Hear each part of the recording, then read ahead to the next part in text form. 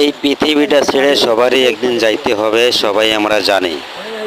জেনে বুঝেও আমরা আল্লাহর পথে চলতে চাই না, নামাজ কালাম পড়তে চাই না, কিন্তু মৃত্যুর স্বাদ একদিন না একদিন নিতেই হবে।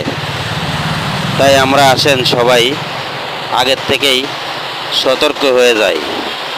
এই দুনিয়ায় যতই যা করি, কোটি টাকা হোক সম্পত্তি, কিন্তু মৃত্যু একদিন হবেই। এই 3.5 হাত মাটির তলে যাইতে হবে। তাই আসেন আমরা সবাই ভালো হয়ে চলি, ভালো হয়ে চলার চেষ্টা করি।